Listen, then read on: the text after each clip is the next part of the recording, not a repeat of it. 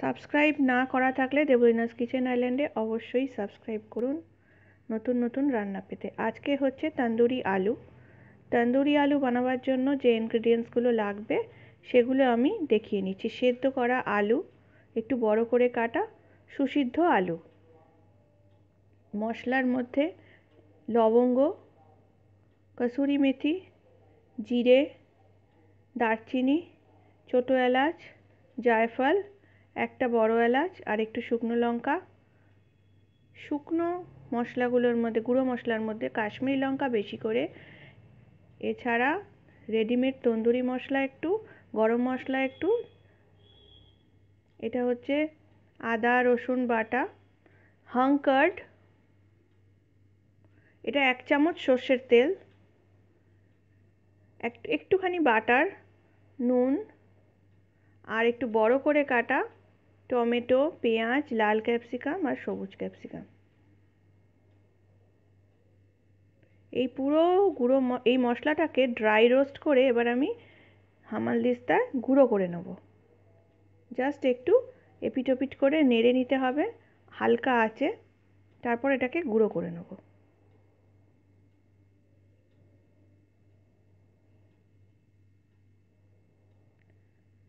আঁচ বাড়ালে পুড়ে যাবে, একদম হালকা আঁচে এইভাবে গুঁড়ো করে নেব। এবার এই মশলাগুলো সব অ্যাড করে দিলাম। হাং কার্ড দিলাম,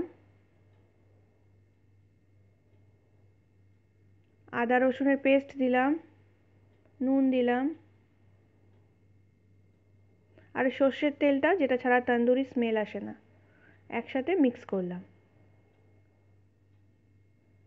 আমচুর পাউডার, কাশ্মীরি লঙ্কা, হলুদ দিইনি, ধনে জিরের গুঁড়ো আর রেডিমেড তন্দুরি মশলা, সাথে বাড়ির তৈরি তন্দুরি মশলা একসাথে করে এবার আলুর গায়ে এভাবে ম্যাসাজ করে দিতে হবে। তাহলে প্রত্যেকটা আলুতে সমানভাবে মশলাটা লাগবে।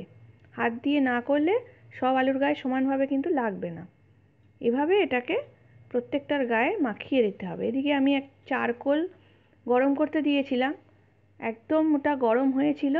এবার বাটিটার মধ্যে দিয়ে এইভাবে মাঝখানে বাটিটা রেখে তার মধ্যে একটু তেল দিলে এই যে ফগটা উঠবে, এটাকে আমি এরমভাবে চাপা দিয়ে পুরো আলুটার মধ্যে একটা চারকোলের স্মেল এনে নেব।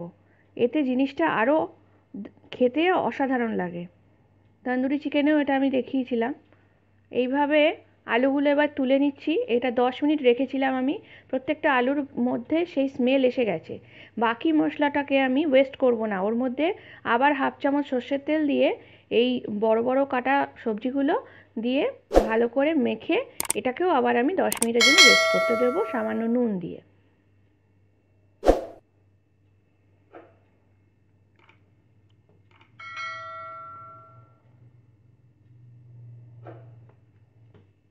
এইবারে 10 মিনিট হয়ে গেছে। একে একে অল্টারনেট ওয়েতে এইভাবে শিকের মধ্যে আমি লাগিয়ে নিচ্ছি। আলু, ক্যাপসিকাম বা লাল ক্যাপসিকাম, সবুজ ক্যাপসিকাম, যেভাবে মনে হবে। একটা শিকগুলো যদি বড় হয় তাহলে একটার মধ্যে অনেকগুলো এঁটে যাবে, আমারটা ছোট আছে। আর এক্ষেত্রে একটা কথা বলার, যদি কেউ ব্যাম্বু স্কিওয়ার্স দিয়ে করেন, বাঁশের যেগুলো থাকে, তাহলে কিন্তু সেটাকে আধ ঘন্টা থেকে 1 ঘন্টা জলে ভিজিয়ে রাখবেন। না হলে যে যখন আগুনে ধরা হবে ওটা কিন্তু আগুন ধরে যাবে বা ভেঙে যাবে, করা যাবে না। সেজন্য কাঠের ইউজ করলে ওটা কিন্তু জলে ভিজিয়ে রাখতে হবে। এইভাবে এগুলো রেডি হয়ে গেল। এগুলো 10 মিনিট করে রেস্ট অবশ্যই করে তারপরে এভাবে সাজাবেন, না হলে সেই স্মেলটা আসে না। এবার এগুলোকে ডাইরেক্ট সাঁড়াশির সাহায্যে ধরে একটু ধৈর্য সহকারে এপিট ওপিট করতে হবে। ভালো করে এপিট ওপিট করে একটা ওই হালকা যে বার্ন কালারটা সেটা যেন আসে। কিছুক্ষণ এরমভাবে করে নেওয়ার পর আমি একটু সরিয়ে নিয়ে এর মধ্যে লিকুইড বাটার হালকা দিয়ে দিচ্ছি। ব্রাশও করতে পারেন।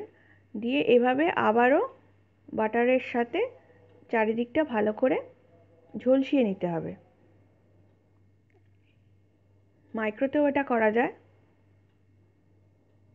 এভাবে রেডি করে এবার আমি এর ওপর দিয়ে আবারও একটু বাটার দিয়ে দেবো, কারণ তন্দুরিতে তো একটু বাটার, চাট মশলা এগুলোতে একটু যাই।